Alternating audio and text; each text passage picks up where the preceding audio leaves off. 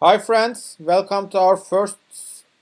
sorry, welcome to our fourth week for Introduction to Comparative Politics. So this week we will be talking about the historical origins of the rise of the West over two prominent scholars, Adam Smith and Karl Polanyi. In this first video, I will be talking about the basic tenets of Adam Smith's philosophy of economic liberalism. I'm sure most of you have heard of his name, and you are consciously or unconsciously familiar with his basic assumptions and arguments, since his theory and the book that we will be briefly discussing in this video has laid the foundation of today's dominant economic liberalism. Okay, so Adam Smith is a Scottish philosopher who lived in 18th century, and he wrote his book like the magnum opus, or like very prominent text, like one of the most important texts of the all times, Wealth of Nations, in 1776. He wrote this book in order to challenge an important and dominant ideology at that time, which was mercantilism. Mercantilism was an economic ideology which argued that nations should accumulate as much gold and silver as possible in the foreign trade. So, the mercantilist ideology or theory or philosophy, however you want to call it, was seeing foreign trade as a zero sum game. So, the win of one nation is the loss of another. So, it is sort of a rivalry. And in order to be or take advantageous positions in this zero sum game, nations should export more goods than they import. In that way, they will accumulate more gold and silver, the money of the foreign trade at that time. So, like Adam Smith, he was rather arguing that, like the division of labor within nations and across the nations, and hence foreign trade, is a, let's say, important and the most important source of prosperity and productivity in modern industrialized economy. And he wrote this book to promote his basic theory or assumptions. Okay. For Adam Smith, industrial economy, like unlike agrarian economy, which he wrote his book like in the verge of transition from an agrarian to an industrial economy just after the Industrial Revolution. And he was saying that like the division of labor considerably increases productivity and efficiency, and thus the quantity of the work or products which were completed or produced.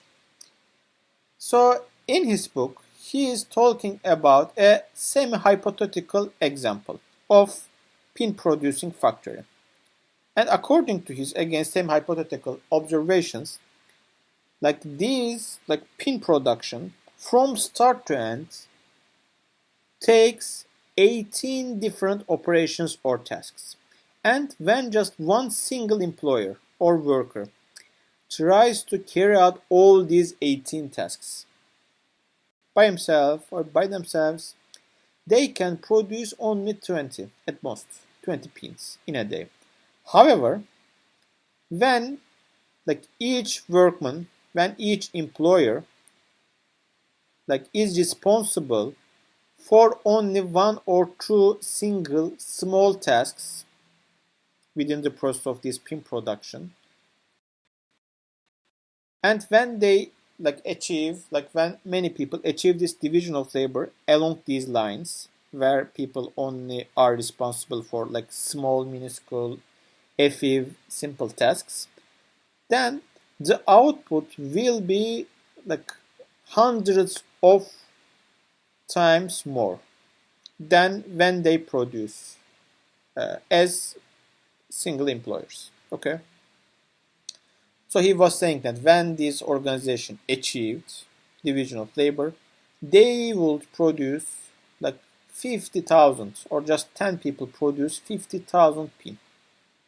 However, when these 10 people, they just work like individually by carrying out all the tasks from start to end, they will produce only at most 200. So the division of labor increases productivity around 250 times. So this is his observation and his assumption actually. He was arguing that like this division of labor increases productivity for at least three reasons. First, if you do just one or two small tasks constantly, so you will be more and more and more talented on that work. So the dexterity of you or of the workman will increase. Secondly, if you do only one or two simple tasks, then it will mean that you won't be losing time from passing from one task to another.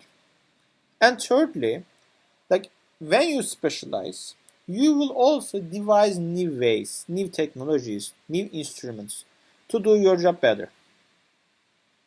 So when these three different elements come together, the division of labor will lead to a considerably higher level of economic productivity and efficiency.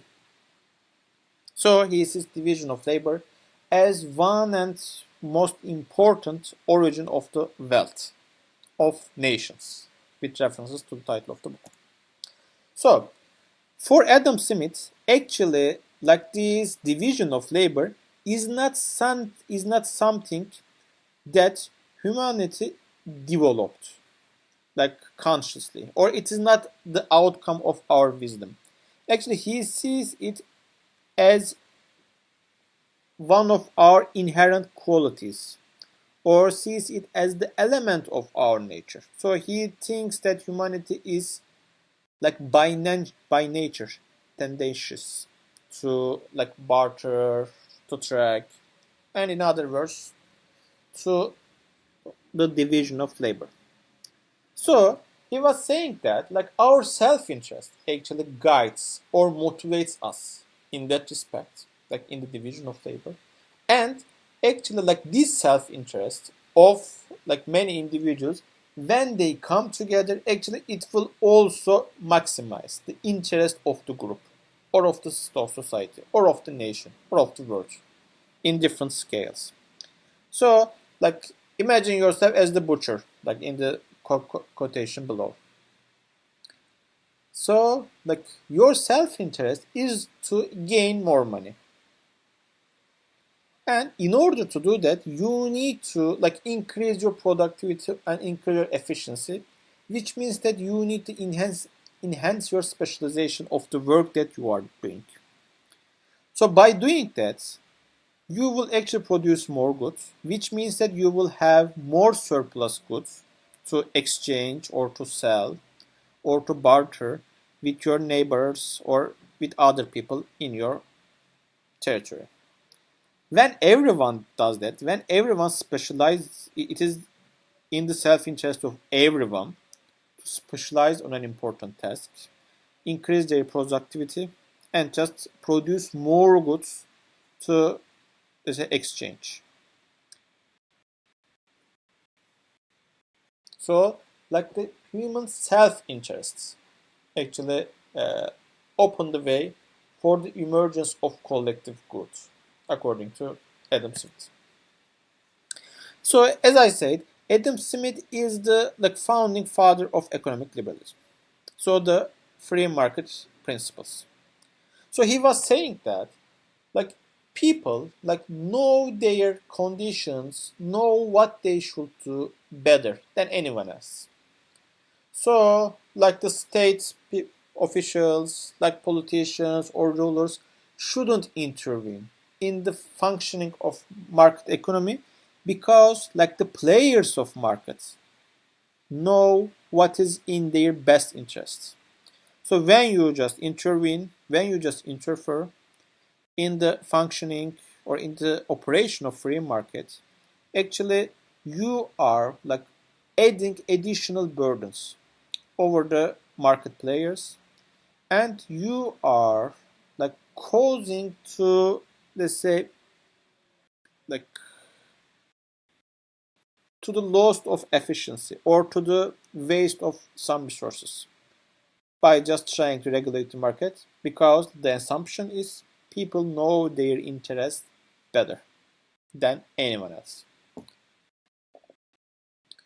So so he was like totally against the idea of economic regulations here,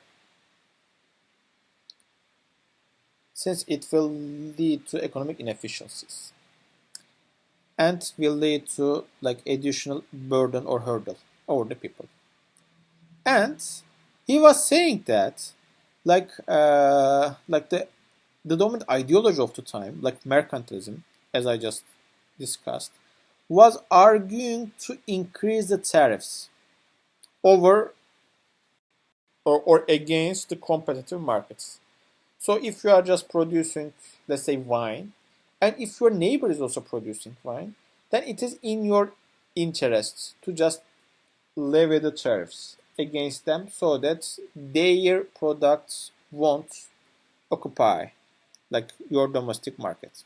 However, Adam Smith was like arguing totally against this idea. So he was saying that like each nation, like due to their endowments, due to their skills, due to their resources, due to their like domestic circumstances, they are able to excel only in a few economic realms or only in the production of a few economic goods.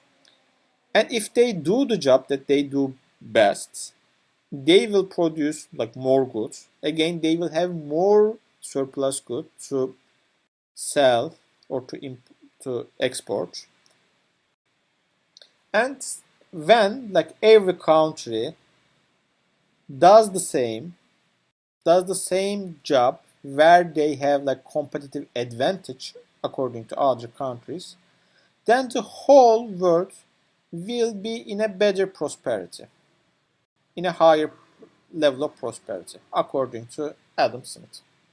Because like, they will be again producing more, they will be selling more, they will be gaining more money, and they will be like importing goods again from the countries which produce these goods with highest quality and with lowest prices. So this is the sum. So he was saying that the division of labor, and it is like translation to the external trade, like the free foreign trade, or the decrease in the tariffs, or the alleviation of trade barriers, will lead to like more prosperity and more economic output in the global level. And it will be again in the interest of every player in the system, according to Adam Smith. Then what will sovereign do in the system if they won't be intervening in the economic operations? So according to Adam Smith, like the sovereign has only three or has only a few responsibilities. First, just protect your nation from invasion. So just like build armies and like improve your defense technologies so that the other countries won't invade you. Okay. Second, like provide or like like provide kind of a judiciary system or legal system in order to prevent the oppression of one of your citizens by someone else in your country, or in order to reinforce the disagreements in the economic transactions. So, like in other words, simply just provide the legal system in your nation. And the third one, he was actually arguing that like some goods or some services actually won't be in the interest of enough number of people to produce. Like you need education in order to like achieve education. You need to have schools. You need to be training the teachers. You need to be providing all these curricular, let's say, resources like textbooks. You will be inventing like these instructional technologies, blackboards, computer technologies, blah blah blah. It is not in the interest of enough number of people. So just one people or just a few people or just like small groups of people cannot finance these higher or these big projects. So they cannot build highways. They cannot finance whole education system by themselves or by their groups. So like the states should like come in to the game and produce these so-called public goods and services. In order for state to do them though, so they need to tax their populations. Okay. However, again, just to repeat, the responsibility of the state or the sovereign is only limited in the provision of first, defense, second, legal system, third, production of public goods and services. Okay. So he is arguing for a minimalist state, which won't be intervening in the operations of free markets.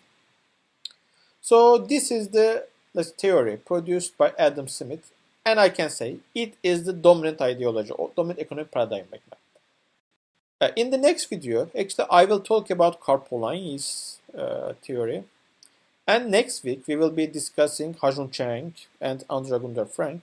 And actually, all of these three scholars and many more that we won't be discovering or discussing actually like, challenged or questioned some of the assumptions and some of the arguments of Adam Smith. So I decided to talk about him first, since others are challenging him, and in order to understand them, you need to make sure that you understand the basic arguments of Adam Smith, which are actually intuitive and which we will be challenged in many respects. Okay, so thanks so much for listening to this lecture. See you again in another video. Take care.